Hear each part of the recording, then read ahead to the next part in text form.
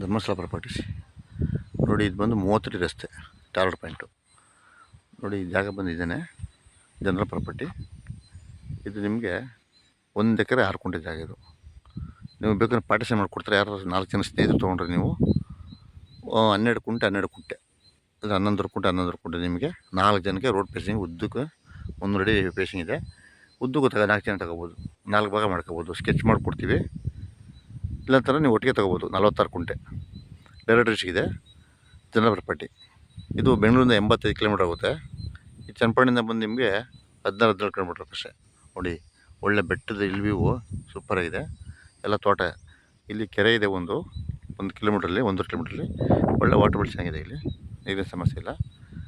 Direct ಇದೆ. ದುರಸ್ತಿ, Pauri, sketch ಎಲ್ಲ ಇದೆ. ನಿಮಗೆ ಮೋಟ್ರಲ್ಲಿ ನೋಡಿ ಇಲ್ಲೇ ಹೋಗಿದೆ. ಬೇಕಾದ್ರೆ ಟಿ ಸಿ ಹಾಕ್ಸ್ಬೋದು ನೀವು ಸಪ್ರೇಟಾಗಿ.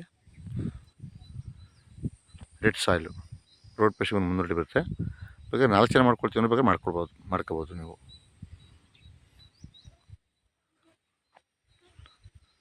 ಡೈರೆಕ್ಟ್ ಇದೆ. ಮಳವಳ್ಳಿ ತಾಲೂಕು ಇದು, ಮಳವಳ್ಳಿ ತಾಲೂಕು ರಿಜಿಸ್ಟ್ರೇಷನು. ಇದು ಬಾರ್ಡ್ರು ನಿಮಗೆ. ಇದು ಬೆಟ್ಟ ಬಿಟ್ಟರೆ ಕನಕಪುರ ಬರುತ್ತೆ ನಿಮಗೆ. ಇಲ್ಲಿ ಒಳ್ಳೆ ಬೆಟ್ಟ ಇದೆ ನಿಮಗೆ. ಬಾರ್ಡ್ರು ಒಂದು ಅರ್ಧ ಕಿಲೋಮೀಟ್ರು 1 ಕಿಲೋಮೀಟ್ರಲ್ಲಿ ನಿಮಗೆ ಕನಕಪುರ ಬಾರ್ಡ್ರ್ ಬರುತ್ತೆ. ಸೌತ್ ಬೆಂಗಳೂರು ದಕ್ಷಿಣ ಬರುತ್ತೆ. ಡೈರೆಕ್ಟ್ ಇದೆ. ಒಳ್ಳೆ ಒಂದೇ ಮಟ್ಟ ಇದೆ, ಒಂದೇ ಪಾತಿ. ಏನು 1 ರೂಪಾಯಿ ಖರ್ಚು ಡ್ರಿಪ್ ಹಾಕೊಂಡು ಉಳುಮೆ ಮಾಡಿಕೊಂಡು ನೀಟಾಗಿ ವ್ಯವಸಾಯ ಮಾಡ್ಕೋಬೋದು.